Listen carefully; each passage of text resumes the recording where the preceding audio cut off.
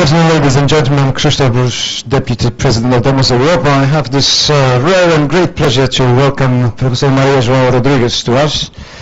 And just wanted to say a few words because this is an exceptional meeting, because we are meeting someone who has been with the idea of European integration and with the project for years. Someone who has been known in Europe not only as a distinguished academic with an excellent track record of being a professor of University of Lisbon, the Free University in Brussels, and University and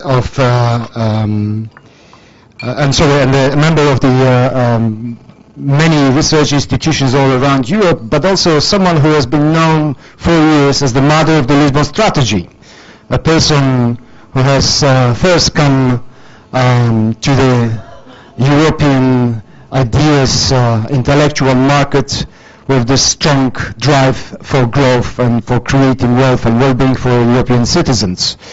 Professor Maria João Rodrigues has been very active recently in intellectual and policy work on solutions for the Eurozone crisis. She has been published widely and she has spoken widely. She has been a strong proponent of big bazooka solutions. Last year she proposed something which Mario Draghi has just announced last week, strong engagement and intervention of the European Central Bank. She's been one of the proponents of ideas which are all structure focus on rejuvenating growth in European economies. So this is my great pleasure to welcome Professor Maria João Rodrigues. Maria, the floor is yours, and we'll look into the future now. And you have to remember that when you ask the strategists about the future, they tell you that obviously, as you don't know it, you need to invent it. And this is the subject of the today's lecture. We'll be looking into how to invent our common European future and the future of the Eurozone, the future scenarios for you. Professor João Rodrigues.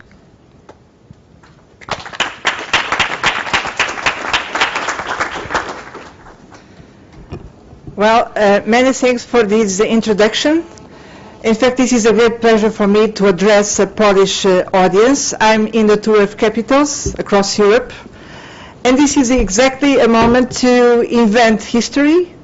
That's why a debate with the Polish audience is so important. Even more because today we are on the eve of very special days to come, tomorrow, and some days after. Some big decisions will be announced, but we are in the middle of an incredible process of inventing European history. So this is my purpose today, is also to contribute to this discussion with the panel, with all the participants. Let me tell you that I'm coming to Poland on a regular basis. I remember first stage when we were working together on the European growth strategy. Then I work a lot with your previous Polish Commissioner, Danuta Hübner, on cohesion policy. Then regarding the upcoming Lisbon Treaty, and of course I really praise the recent Polish European presidency in a very difficult moment, but I think that Poland delivered very well, a very difficult exercise of having a EU presidency in difficult times. Well, the purpose of my keynote speech is to speak about the union which can come. But before that, I'd like to say something about the nature of the crisis we are confronted with. Because if we don't understand the real nature of this crisis, we cannot invent together the proper solution. So let me make my first provocation. What is the real nature of this crisis? From my viewpoint, we cannot forget that behind this so-called Eurozone crisis, we have, first of all, a major rebalancing of the world, of the planet. Second, a major fact is that the so-called European growth model, before the crisis, was already recognized as something which was no longer sustainable. let's face it, this kind of growth model, I'm speaking in general terms, I'm not speaking about the Polish particular experience, the so-called European, even Western growth model is no longer sustainable. First of all, in economic terms, because we are confronted with a special new kind of global competition. Second, in environmental terms, because we are confronted with climate change. Third, in social terms, because we are confronted with aging trends, so a structural trend which is there. And last but not least, in financial terms, because we understood after the 2008 financial crisis that we were running a system which was not reliable because it was based on a quite irresponsible lending and borrowing. And the system driven more by increasing the financial value of investments and forgetting more about the economic and social value of investment. So there was a bias which was becoming very dangerous. So that's why, from my viewpoint, this growth model was not sustainable. And we were starting changing things. We were just launching a new strategy for growth called greener, smarter, inclusive. This is a right direction. When on the top of that, we were confronted with an unprecedented financial crisis. Let's not forget this, because everybody remembers that in 2009, the fact that in a coordinated way, European countries, but all over the world with the G20, it was decided to launch special stimulus package to avoid a deeper and longer recession and to save many banks. This decision was in fact useful, the right one, to avoid a catastrophe, but then we had a price. We had a price because the public debt became too high in some countries. So we move to a third dimension of the crisis, not only crisis of the growth model, not only financial crisis, but the so-called Eurozone crisis, with two main components, sovereign debt crisis and banking crisis. And the two of them feeding each other. So the sovereign debt crisis increases the crisis of banks and the other way around. It's a very dangerous spiral. Let me be precise about what I'm calling sovereign debt crisis. The problem we have here is not to have different spreads. I think in normal ways we should have different spreads when we compare members of the Eurozone. Countries have different financial risks. So from my viewpoint, this is not exactly a problem.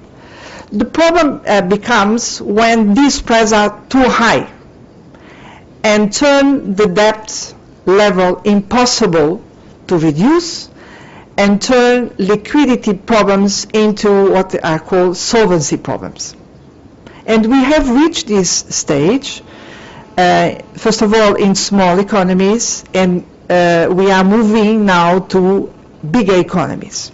So we are certainly moving to a new stage of this Eurozone crisis. But this is not the end of the story, because we start having a kind of cumulative divergence process, bigger spreads, bigger divergences in the financing costs for states and companies, bigger divergence in growth rates, many countries in recession now, bigger divergence in employment creation, bigger divergence in the social cohesion of countries, and lastly, political divergences. Because now we have something really very worrying, but this is a fact, of citizens in some countries saying we can not have more effort of reform, this is already too much, this is destroying our country or our region. We have this, and we have also a legitimate claim in other countries of citizens say, but why should we have some solidarity here? Because this is too costly for us. And all of a sudden, we have very different and clashing positions. And the last risk of this situation is when we start seeing European Union flags being burned in some capital squares. And we start having that. So this means the starting of a political crisis, which is there. And this means that at the end of this story, this is not only a crisis of the Eurozone. This is starting to become a crisis of European integration. And that's why we should be also particularly concerned. Last point, global implications, because this was also referred as the purpose of this conference. This is incredible what is happening. Let me just refer to a big contrast. I remember perfectly 10 years ago, I myself had this experience by going everywhere in the world, in China, in Latin America, in Africa. The European example was seen as an interesting case, inspiring case of multilateral governance, of a promising growth model. Now, the European case is seen in many of these international partners as the main risk for global economy. And there is really a negative implication of the Eurozone crisis in many other partners around the world. So, what we are having now is worrying because this is weakening the internal situation of Europe, but also the external role and influence and status of Europe. So I can tell you there is full awareness of this situation in Brussels. And that's why something bold is being prepared. I will speak about that. But before, let me be clear about choices, possible scenarios. We are clearly at the crossroads. We have so far, in fact, this is the scenario going on, is the so-called muddling through scenario. So a scenario where some decisions have been taken, but always below what is needed, lagging behind the challenges we are confronted with. And the internal effect of this is increasing divergences, as I have just described. But there is a worse scenario, which we should also consider as a possibility. So I'm speaking about possible scenarios, not necessarily desirable scenarios.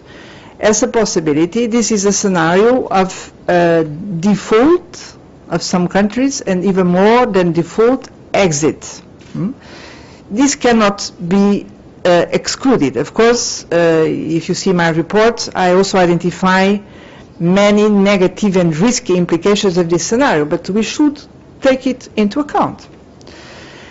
There is a third possibility, which is being discussed in certain circles. I would say this is a less likely scenario, but still should be considered, is a scenario where you have a club, a smaller club of countries, smaller than the Eurozone group. Could be, just to give an example, AAA club, deciding to get off of this mess. Let's put it like that. And these countries would decide to move along, to move forward alone, creating a more full-fledged economic union with political union. There are some actors arguing in favor of this scenario.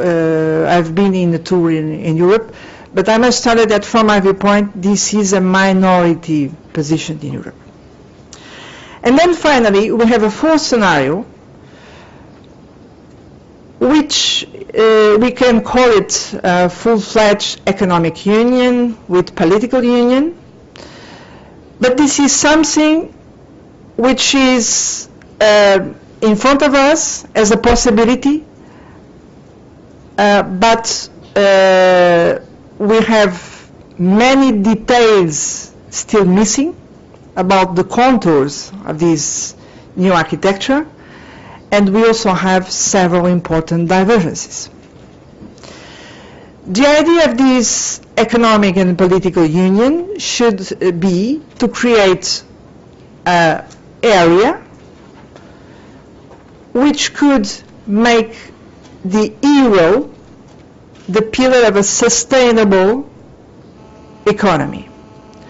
So the first thing we should ask is, what are the critical principles to ensure that the euro will remain a sustainable choice? And I would say basically 4 principles. One is real opportunities for growth and convergence for all members of the European Union. Second is financial system which provides financial stability but also supports these growth and convergence. The third would be fiscal discipline with a kind of last resort solidarity, but based on fiscal discipline. And the fourth dimension would be about democratic decisions, because these kind of developments cannot take place without a new kind of democratic legitimacy. Let me be clear about that.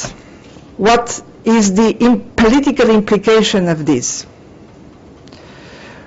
We will start having a discussion based on a blueprint to be presented by a quadriga of 4 leaders of European institutions: Mr. Van Rompuy, European Council; Mr. Barroso, European Commission; Mr. Juncker, Eurogroup President; and Mr. Draghi, ECB President.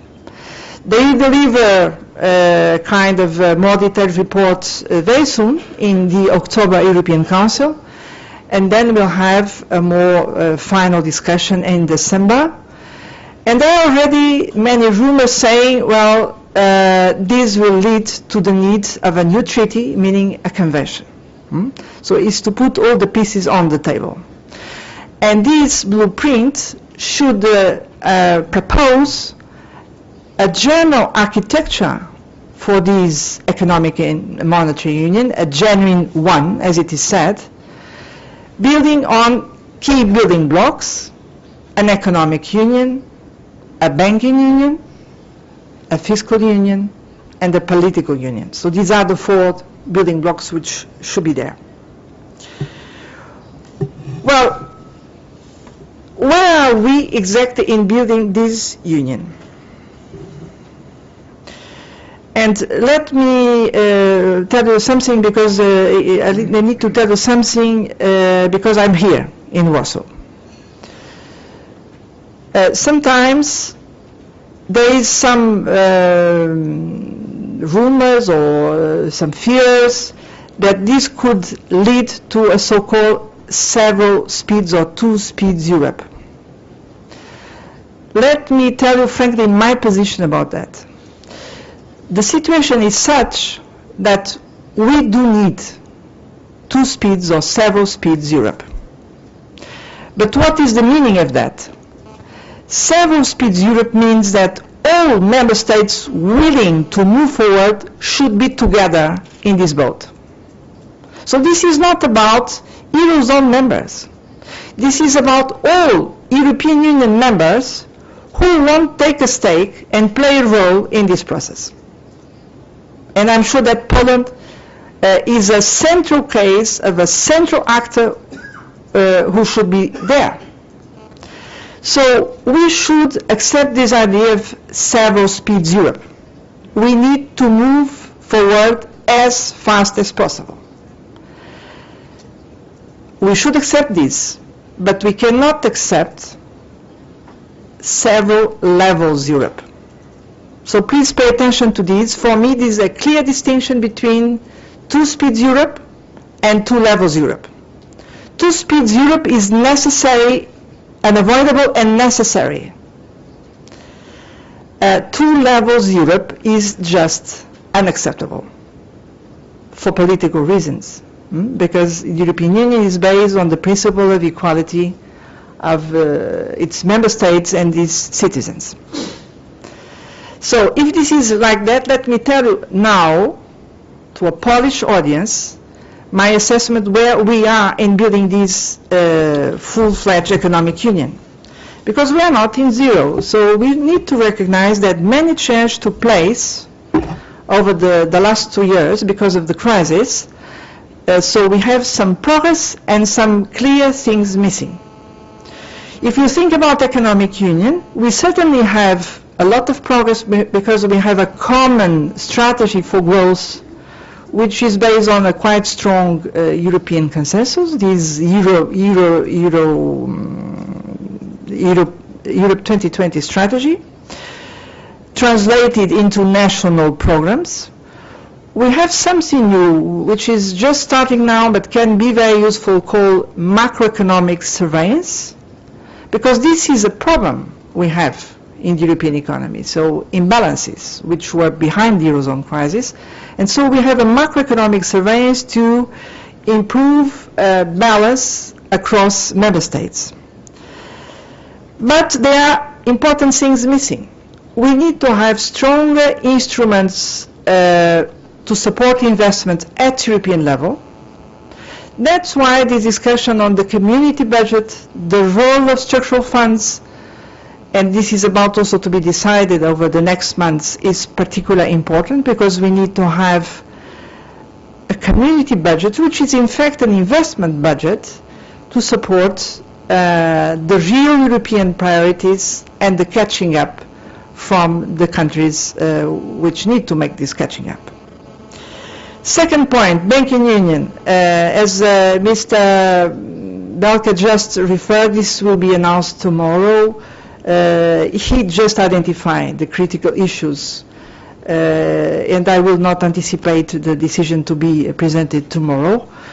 But in any case, what is at stake with this banking union is to stabilize the financial system and to restore the cross-national lending we need to have in a normal Eurozone and European economy, because this is no longer working like that. So we have a fragmented financial system. Then in fiscal union, and I will conclude with that, because this is perhaps the most tricky, difficult reform to achieve, because we have spent a lot of time on changing the Stability and Growth Pact with new regulations. So this is Brussels jargon, 6-pack, 2-pack. So an improvement of the fiscal discipline in the sense of putting more focus on the long-term sustainability of the debt. And this is very important, but also getting stronger commitments of all member states to respect fiscal discipline as a condition for sustainability of our national budgets. We have also make important steps in building this so-called big bazooka, so to bring down the spreads to reasonable levels. We start with a transitional European financial facility. We are about, let's hope it depends on tomorrow, decision in Germany, to create a permanent European stability mechanism. We had these recent quite spectacular decisions of the European Central Bank, just commented by Mr. Belka, OMT. But the question is, would this be enough? And there is a big debate about that, because there are some actors saying that the last and final response to this problem would be to move to a partial mutualization of public debt. This is called Eurobonds. Well, we don't have time now to discuss about this, but let me clarify that Eurobonds are not a kind of political fiction idea. Eurobonds are already there, but in very small scale.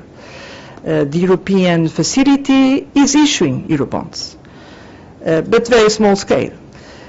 And this is indeed would be a very big step forward to accept partial mutualization. Because here we need to understand all the argument about that. We cannot ask the citizens of all the other member states to take responsibility on the budgets of the others, this cross-European responsibility, if all member states don't commit themselves with a clear fiscal discipline. So one thing is connected with the other. And we are moving in this discussion, but this means a big leap forward to accept this. This will be, I would say, at the core of a kind of sui generis European federal idea. Let me be clear. Federalism, if it will ever come to Europe, will not be the kind of American federalism. We have different kinds of federalism across the world. I'm pretty sure that if there is some development in this direction in Europe, it will be quite different because the community budget is much smaller and because, well, in the United States we don't have a proper fiscal union. So I don't have time to elaborate on this. But so we are about to invent a sui generis kind of federal idea. But there is something I think we can be quite sure. If we want to have political conditions to move in this direction, we need to have democratic legitimacy. And a new kind of democratic legitimacy, because it cannot be just an addition, a sum of national decisions, or just a sum of decisions of the national parliaments.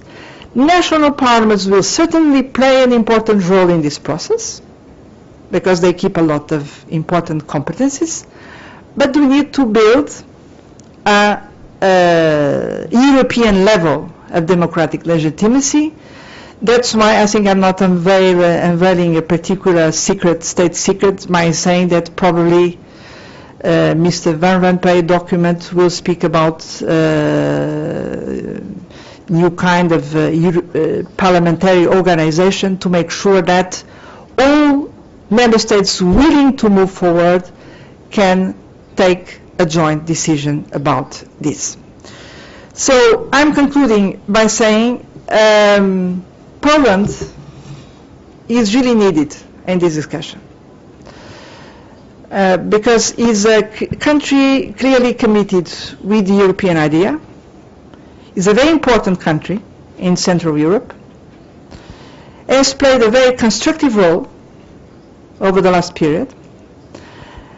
And we are entering in a difficult discussion, which is, if we want to move to this full-fledged economic union, this will mean certainly new responsibilities and new duties for all member states wanting to come in.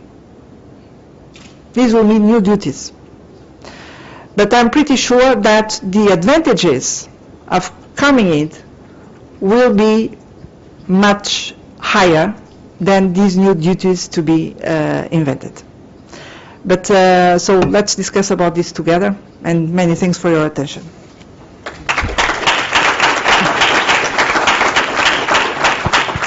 Valeria, having said that, I'm going to move back to Professor Rodrigues now, because Richard has mentioned something very important. I mean, we have this building blocks of the whole exercise, as you have mentioned. We have the problem of the fiscal discipline, we have the problem of financial stability, we have the problem of the governance. We finally have something which seems to be really at the backbone of the whole crisis situation. We leave aside the problem of the sovereign debt, the problem of the financial sector, and the problem of politics for a moment. What I wanted you to ask is actually this very particular area which you have described very well in your paper, on how we actually are going to address two things: the macroeconomic structural imbalances, this massive diversification of European countries' economic structures, competitiveness, and all other elements of the economic structures, and also how we're going to, in this, given this very particular diversified economic context and various positions of the countries, the surplus and deficit countries now, how we are going to create ideas and strategies for growth. This is something which is going to be a most, I understand, interesting subject of discussion for the months to come, apart from the institutional and technical side. Professor Rodrigues. Many thanks for giving me the opportunity to address this issue we could not mention in depth, is macroeconomic imbalances. They are one of the explanations for this Eurozone crisis, for sure. And now all the available statistical analysis proving that we did have important macroeconomic imbalances in the first period of launching the euro. They were a bit hidden in this situation of very generous access to credit. But once we start having a financial crisis, these macroeconomic imbalances were really very worrying. Now in some countries, this is the case in Spain, in Portugal, the deficit all of a sudden, the deficit of current account is becoming smaller. But I must tell you, for a double explanation, it's true that these countries are making the effort of improving exports, but this is also true that these countries are in a quite deep recession. And so that's why imports are also decreasing. So I would say that we are still far from the solution. And what is the solution? Because we need to reduce the macroeconomic imbalances. I would say that we need to have both an effort of the deficit countries and an effort of the surplus countries. The deficit countries need to make these structural reforms you were referring to improve competitiveness. I would prefer these kind of reforms which are in favor of, I would say, an advanced competitiveness based on innovation, education, performant public administration, and not on declining and cutting wages. This is a big choice. But I'm afraid this is not what is happening. And so we can start having quite big divergences when we compare wages across Europe. But then we also have the effort to be made by surplus countries. Of course, I see this is nonsense to ask Germany to become less competitive. This is just nonsense. It's very important for Europe to have as much as possible competitive countries. So what can be asked to these more competitive countries is to use this room of maneuver to increase internal investment and to support somewhat more internal consumption. With a better alignment between wages and productivity. But that's why we need to have more European coordination. But can I make a cross-cut comment to what was said? Because I'd like to come back to Yanni's prophecy about what will be more likely as a scenario in Europe. I agree with you. If you ask me which is the most likely scenario, perhaps is this muddling through scenario, which is now becoming a bit more ambitious. So you have a good name for this scenario. And probably will be there for the next period, I would say. My question is if this scenario will really be a way out for this kind of crisis. This is the doubt I have. Because the risk we have in this scenario is to move to what I call in my keynote speech, two speeds Europe. This is the risk. And this will be very complicated for the original European idea.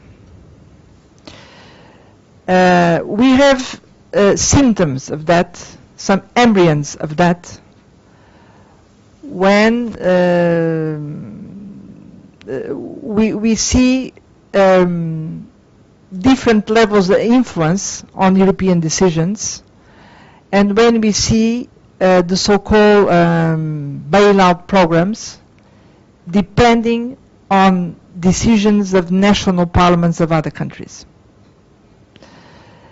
So this is not a very healthy situation for the European idea, I would say. And that's why this is very interesting, because in certain areas we are moving to a new mode. You just mentioned that, and I will pick your words. From coordination of national policies to real integration. So real European structures deciding on based on European legitimacy. Of course, the example of that, by excellence, is the European Central Bank. And even that is not complete, because we saw this complicated discussion in the ECB board before launching these OMT instruments. But still, we are moving to new kinds of structures where the approach based on real integration is building up. This is the case of the European Central Bank. This is not still the case in the so-called FSF, which is based on a sum of national contributions and national guarantees and national decisions.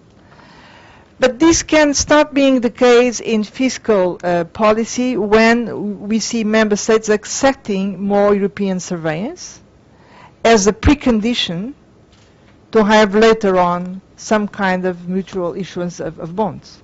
The same kind of movement we have, if we want to have a European deposit guarantee, of course you need to accept real European surveillance on banks. One thing is connected with the other. But it's very interesting to see that we are identifying already some embryons of real integration going beyond coordination. Just again to react to what was said. I'm playing the devil's advocate, but with a positive purpose, not negative. Of course, I agree with you. The situation now is much worrying, much more worrying in economic terms, because we are reaching a new stage of the Eurozone crisis, with big economies involved and with implications even for German economy. So this is a worrying situation, but then we have much more political awareness about the real nature of the danger. But again, I'm identifying the positive signs of solution, because coming back to your point, we went through an incredible intensive period of historical creation in European Union. And you see new structures emerging. Let's see tomorrow the shape of the banking union. But the banking union is a quite powerful idea, because this means that member states accept to have European mechanisms for banking surveillance and resolution. This is very powerful. And from scratch, almost. Well, there was a supervisory body, but very weak. Second example is about public debt management, because these ECB new instruments are providing a certain safety net. I think this is not the last solution, but can be very helpful. And last point is about fiscal coordination. We are moving to much stronger fiscal coordination. So, from my viewpoint, we see a new mode, governance mode, as we say in academic terms, emerging, which more close to integration and not only coordination. Of course, the connection with structural reforms is crucial, because it's very important to make sure that if we move in this direction, the counter guarantee of these is moving forward with the needed structural reforms in Europe to adapt Europe to globalization. This is always the central challenge for sure. But then we come to the point, what are the political conditions to move forward? I would say that the situation is so worrying that this is more likely that we have an important development first at European level, and then we draw the implications for national decisions. Of course, then we will be confronted with the need of a referendum to change German constitution. We should know what will happen in France and so on. So a very complicated picture. But I would say that if there are referendums, the referendum will take place in completely different conditions if we compare with the previous experience of referendum regarding the Lisbon Treaty. Nothing to do. Because they will be framed by European choices. First, I would say, because of the crisis. The crisis is so deep. That's why, just to conclude with Poland, of course, we need to understand your prudence, not to join the club before the mess being cleaned up. But of course, I think it's really important to have Poland very active in discussing these new architecture and new rules, because this is also for you.